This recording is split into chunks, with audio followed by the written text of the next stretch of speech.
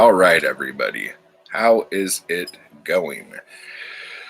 Um, get your coffee out. Oh man. Let me ask you guys a question. I have this handbooks mug, and there's a few that are in different languages, like the titles, like that one there. And I don't know what they are. So, do any of you, like, where's another one? Of course, there's none on that side. They're all on this side. If anyone knows what these are, that would be awesome. Like if you're like, oh yeah, that's a doodle doodle boop. That'd be cool. Whew. All right. So anyway, I guess I scared the crap out of some people with a kind of clickbaity title, so I might as well get to the gist. This is the final transmission from this location. So, for those of you who have been following us for a long time, or at least the last 2 years, we moved from Big Bear down to the desert to live off grid. And there were a lot of reasons why we did it. And what we wanted to do when we got down here was to build a house out here. We got 5 acres of land in the desert in the middle of nowhere. And the idea was that we would build like an earth bag house, grow the majority of our food, have solar power, compost our human waste. We were originally going to get a well until I figured how much that was going to cost. And so then we just got a big water tank and have had water delivered. During the summer, we usually have to do it twice. And then, like, we haven't had the water tank filled since December. So it's a 2,500 gallon tank. And things that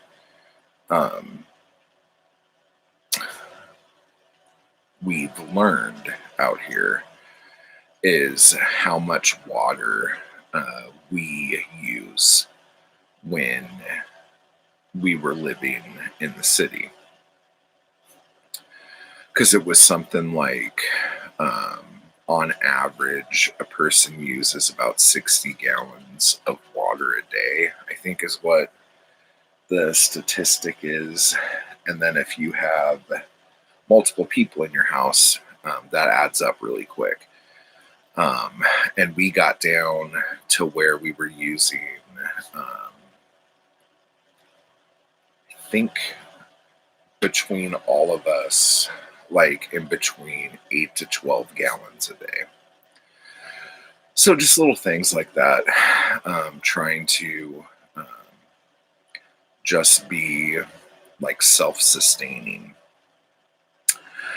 The thing we didn't count on was that the weather here changes. So the first year we were here, we were like, okay, we're not going to like rush ourselves into doing a ton of stuff. You know, we'll see what the environment's like. We'll see what the seasons are like. And then figure out what we want to do.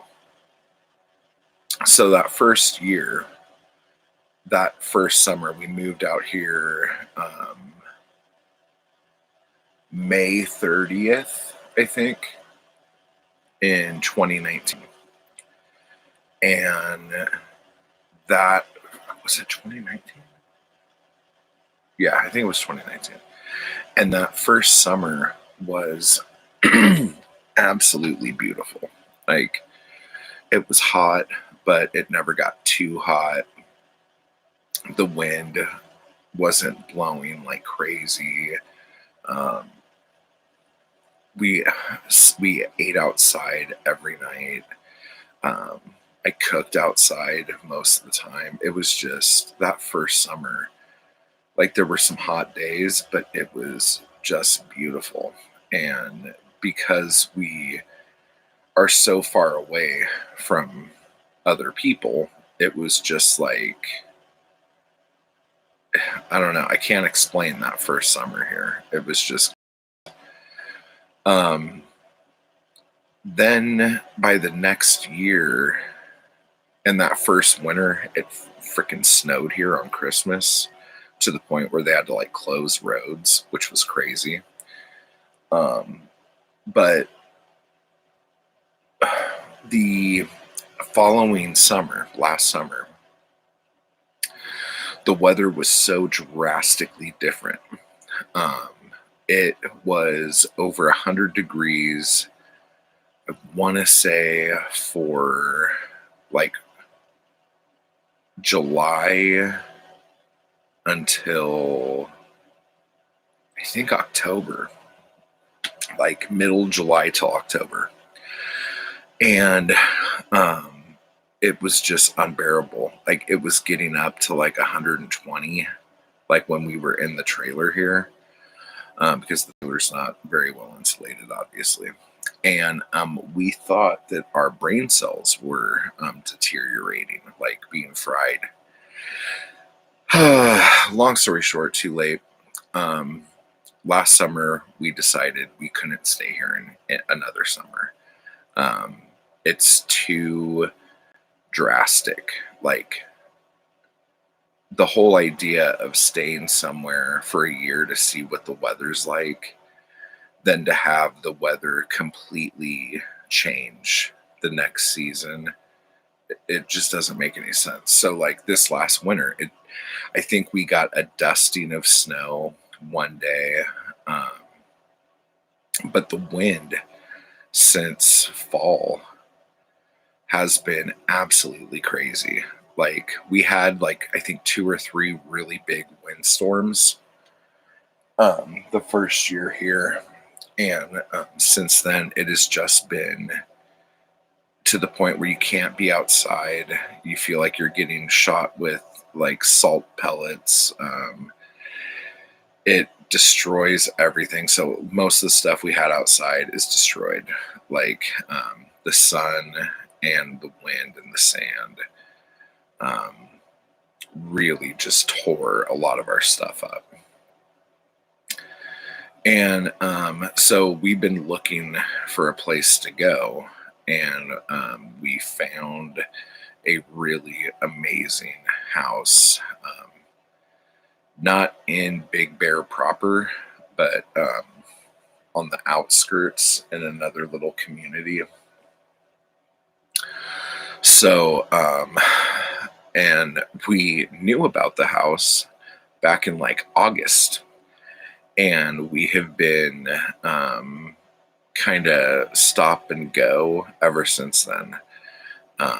But the people who are in the house now are finally moving out. Today is their last day, and tomorrow we can start moving in. So it's very bittersweet, and I hope we handle it okay, because there's a part of us that's like, we feel like we failed, but then there's another part of us that's like, being out here during the COVID outbreak and all of the unrest that has happened. Um, this was probably the safest place we could have been. Like, so there's that about it. And then also, we're not selling the land or anything. We still have it. We're just at least for now. So anyway, so it's kind of bittersweet. All three of us actually are really excited to get in the house because like we're all going to have room and hot showers. Oh my gosh, I can't wait to take a hot shower and to sleep in a bed. That'd be freaking awesome. So anyway, so that is the first thing. So this is the final video down here. So touche on me being a dick and scaring everybody. To be fair, I really didn't think anyone would give a shit if I put that. Like I figured everyone would just be, whatever, okay. So it's nice to know that people care. So thank you.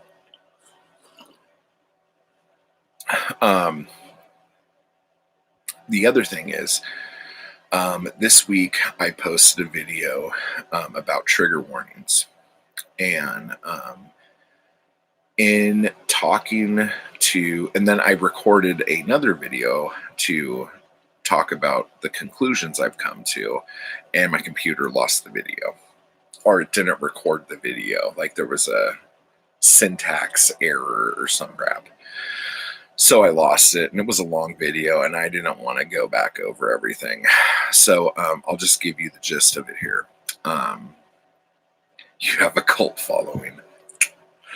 The gist of it is a lot of the people I talk to are a lot more knowledgeable about these aspects than I am because they read the genres that mainly deal with the trigger warnings and all that stuff.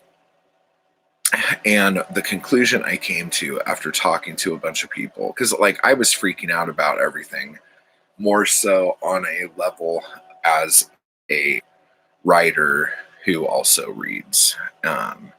So of course I'm going to like the craziest, like, well, if this happens, then this will happen, and then this will happen, and then this will happen, and the whole world will fall apart and everything will be crap.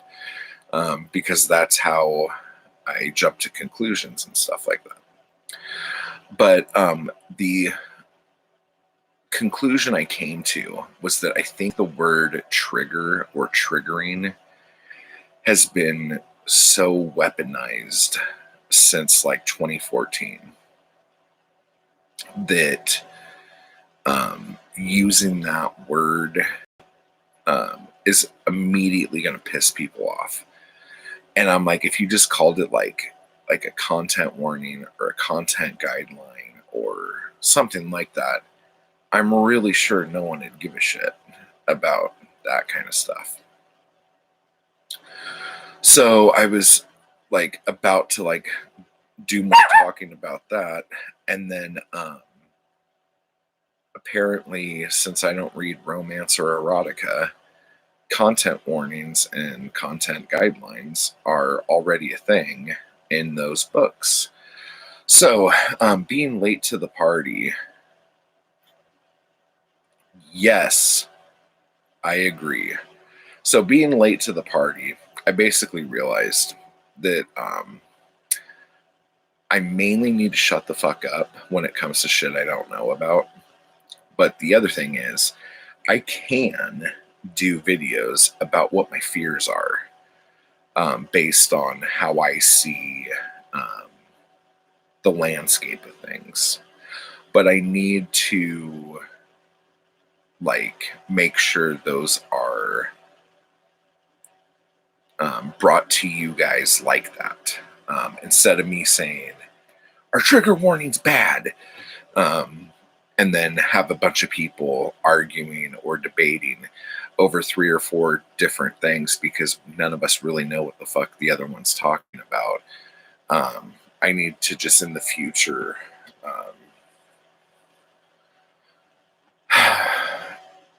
understand what I'm talking about and understand what my fears are and what things I want to see happen, and not rely so much on, well, I heard that so and so said, and just take care of it. Because at the end of the day, and as a parent, like, I don't really think content warnings are that bad if there's no other way to police like what your kid's reading if you have a smaller child. So just in that sense, it's not that big of a deal, you know. So whatever. I just need to keep my mouth shut. So there's that. So the other thing, do I have other stuff to talk about? Oh, um, the Bookish Bryants are doing a group read for As I Lay Dying by Faulkner. And I'm super excited. I read Dean Koontz and Victoria Holt as a 9-year-old. It's funny because, like, my dad obviously read some, like, I think I turned out semi okay. Like, my dad read completely weird shit and weird fiction and everything. But my mom, who was a very straight-laced lady, had 2 authors and, like, every book by them. One was Agatha Christie, and the other was Danielle Steele. And as a kid, I don't know who the hell Danielle Steele is, you know. But if I would have known as a preteen entering pubescence, I would have been digging through my mom's Danielle Steele books like a little psychopath. But the funny thing is with my mom, she's such a weird, prudy lady that whenever things would get steamy in a Danielle Steele book, she would just turn like 3 pages and then start reading again. She didn't want to read the Rudy bits. But then it's like, there are a million other people you could read if you don't want to read that. But whatever. So, oh, yeah, like, nobody censored what I was reading. I think because nobody cared. Hi, Mindy. I honestly think, like, it was one of those things, like, out of sight, out of mind. Children should be seen, not heard. So as long as I was sitting there with my mouth shut, with my nose in a book, I could have been probably reading porn and no one would have cared. So,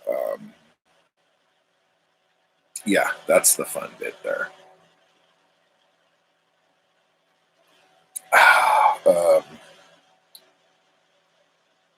How did that go from As I Lay Dying? I don't know. It doesn't matter anymore. But anyway, so the Bookish Bryants are hosting that little read along there of As I Lay Dying. And I'm excited about it because I tried to read that a couple years ago.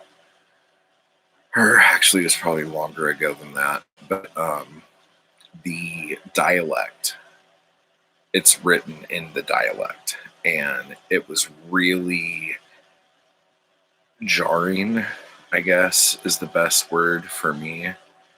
And I was having a hard time with it, and I just kind of lost interest then there. But it's funny because, like, the people that I know who really, really love that book and love Faulkner are actually from the South. So it makes sense that it's not as jarring to them as it would be to me. And I was talking to Scott and Becky about it, and I'm like, yeah, you know, like, I have some family in Florida who are, like, in the Gulf Coast area. And I thought I might be able to, like, be okay. And they're like, oh, no. That's like a different country. You need, like, a passport to get from the South into Florida. And I'm like, ha, that's good. So anyway, there's that. So the last thing is, I don't know if I should talk about my horrible journey this morning. Huh? What? Okay. Zoe doesn't want me to talk about it. So, what do you call it? On another awesome note, the Caffeinated Bookworm did a video reading some Henry Rollins stuff. So that's completely awesome. So everyone should go watch that.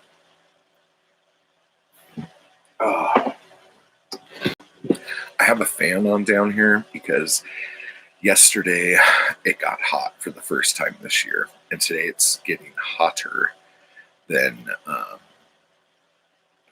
anything. So this will be the hottest day of the year so far, and I have a fan going because I'm already burning up, like ready to like rip the flesh off of a chicken. No, you're welcome. More people need to read Henry Rollins, for fuck's sake. But I won't tell you what happened this morning, but I will read. This is like National Poetry Month's come and gone, whatever. I'm going to give you a little taste. Where is that? Because we have the last giveaway, and I'll be saying that in a minute here. Where is it? Aha. Let's see here. Okay, so I'm going to read a poem to you from my book, The End of Everything. It's called Rats in the Engine. It's been a cold winter. Wood rats have been living inside my car's engine. They ate all the paperwork out of the glove box, tore through every piece of trash I left in the car. A few months back, they ate the wires in the transmission. A $12 part cost $100 to fix. We park the car with the hood up to make sure that it cools off, and that it isn't enclosed. But it's been windy, 40-mile-an-hour winds, so we left it shut. Days went by. I started the car, turned on the heater, and the most god-awful rancid smell beat down upon me. I thought it would go away if I drove a bit, but it got worse. I stopped and opened the hood. There was splatter everywhere, scratch marks in the underside of the hood. The bastard clawed and clawed trying to escape, probably fell in the fan. I felt for the guy. I felt as though I too had been clawing and clawing, trying to escape. Trying not to get burned by the engine. Trying not to be sliced into a million pieces by the metal blades of the fan. I wanted to cry for the little guy, but I was dry from crying for myself. The guy just wanted what we all want. A nice, warm, safe place. A place to stay out of the cold. To be protected from predators, but it's a cold fucking cutthroat world we live in and nobody really cares. It's been a couple of months and I can still smell him. So, that was Rats in the Engine. Let's see here. You're baking like a potato. I can't stand it when it's too hot or cold for that matter. Hey Noah. Yeah, I'm baking like a potato. This book you can get on my Etsy shop, but if you go to my website, you could go and pick it up there. But so, the last giveaway. So every week through the month of April for National Poetry Month, I've been giving away one of these books by going through my comments and then using my random Dungeons and Dragons dice roller to come up with the winner. And so I had a perfect list of 20 today, which was awesome because usually I'm off by a couple numbers or something like that. So we had the 20 names on here, and the winner of the final one is Cozy Reading with Quaker Cats. So, Cozy Reading with Quaker Cats, if you would like me to send you that book, just send me an email to ihatemattwall@gmail.com. Your address, and I will send that book. And as soon as we get situated up there, I will ship everyone's book. I haven't been mailing them because some of them are out of the country. And in our post office, there is one little old lady that runs it. And whenever you have to do a customs form, it destroys the world as we all know it in there. So hopefully the post office up there will be a little more forgiving about stuff like that. But so yeah, it's been a fun month. I read so many books in April, way more than I ever thought I would. But and I'll do like a wrap up, and Zoe's going to do a wrap up, and then we're going to do a TBR. But there is one more thing. Books and Things is doing a readathon. It's 1900 to 1950. So I guess it's kind of close to the March of the Moderns that happened a couple months ago. But and it's awesome because a lot of the stuff I read is in that period. So I'm probably going to jump on that just so I could kind of have more reason to knock some of those books out. Going to be a great reading month of me too. Oh, and then I wanted to ask you guys, because this is something I want to do, and I think I want to do it in like June or July. But I had such a really good time reading The Conspiracy Against the Human Race by Thomas Ligotti, and then reading his short story collection, Teatro Grotesco, because it seemed like there was a lot of intersecting things. So in his book on philosophy, certain subjects will be approached and talked about and all this other stuff. But then there'll be like a story in the book that seems to really be almost like not an allegory, but almost like an example, let's say, of a theory that was brought up in that book. So there's a part of me that would love to, because I said when I did that video for The Conspiracy Against the Human Race that I'm going to come back to it and talk more in detail about it. But Voxer, dude. So check this out. Voxer. I have had a love-hate relationship with that damn app. And I'll tell you why. Usually because it will decide to not work whenever the fuck it wants to, and it's really annoying. And there'll be times when like I'm sitting there and I'm not getting any messages and my messages aren't sending, and then I'm like, okay, forget it, I have other shit to do. And then like an hour later my phone has a goddamn stroke because every message and every group I've been in and every chat all happen at once. And it's just annoying. And I've quit Voxer so many times.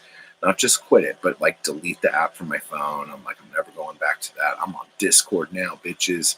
Sup. And like do that whole thing.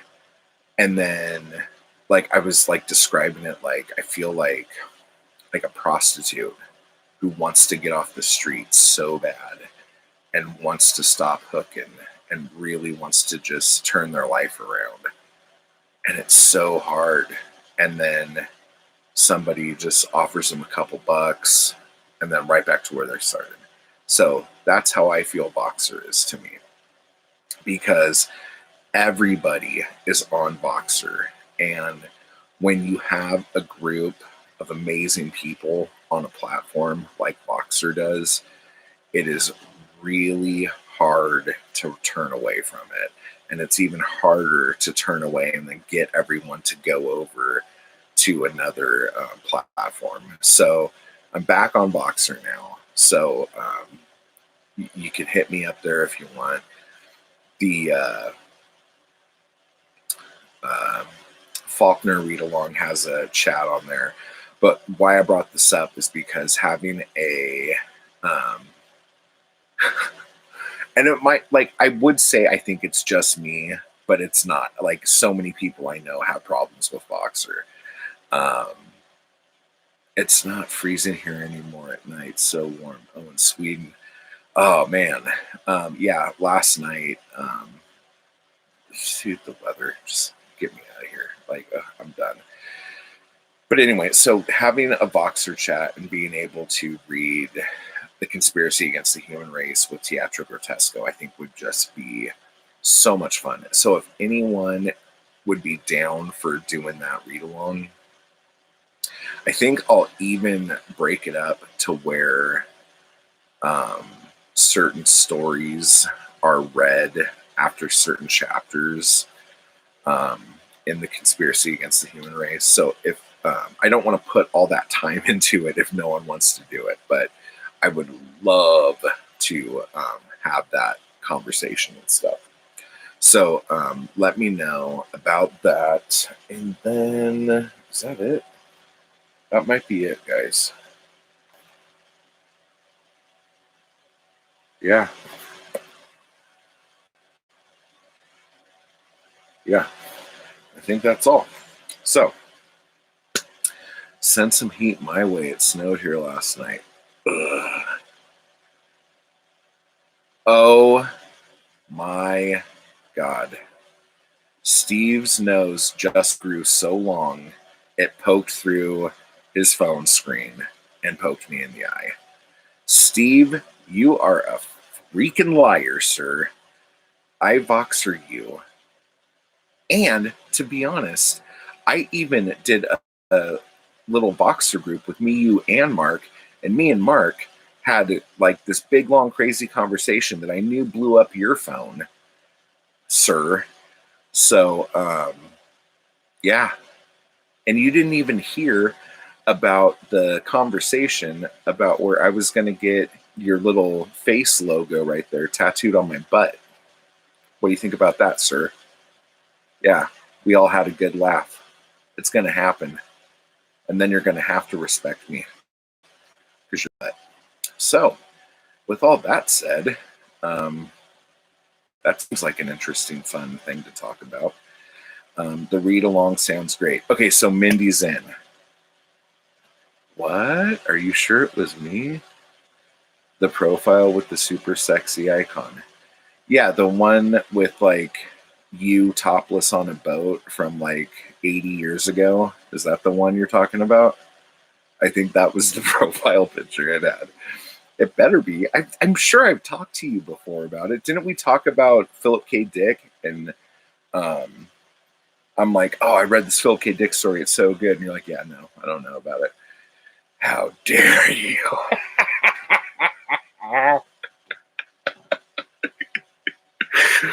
Oh, good times. Look, we'll Voxer Steve right now. Live stream Voxer. Live stream Voxer chat. Let's see. Where is this guy?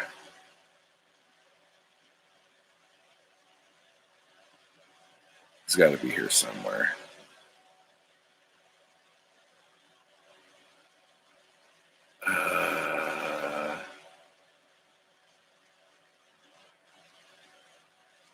Do not make me look like a liar, Steve. That is not okay. Yeah, here he is. Okay, Steve. I am now sending you a Voxer message that I know you're going to get. So let's hear if you get this. Now, if this is anything like other times when I Voxer Steve, it'll be about 4 days. Oh, by the way, this little boxer read along you're planning, I forbid it.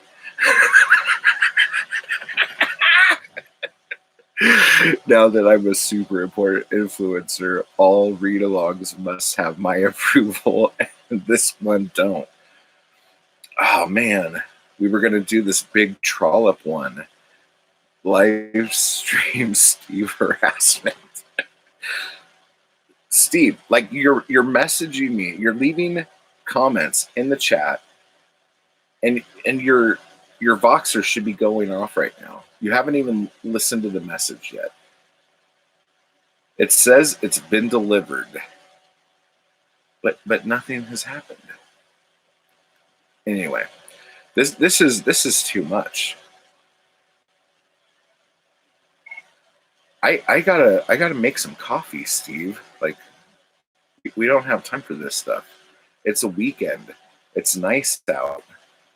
People have stuff to do. Oh, he played that one. Now watch, it's like some dude from like Iowa, and he's like, "What the hell are you talking about, brother?"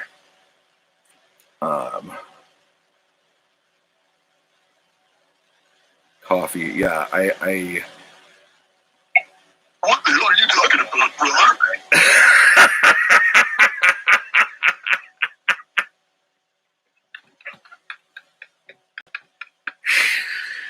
Oh, wow.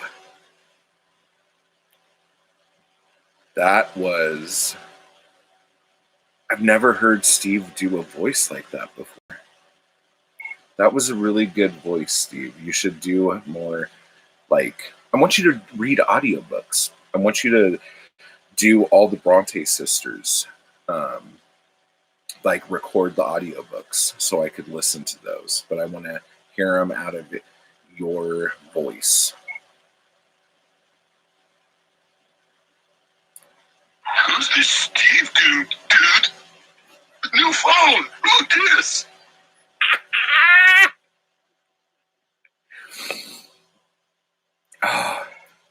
Well, if you don't know who Steve is, you will be able to find him by sniffing for Oreo crumbs onto the unclothed lower half of a man.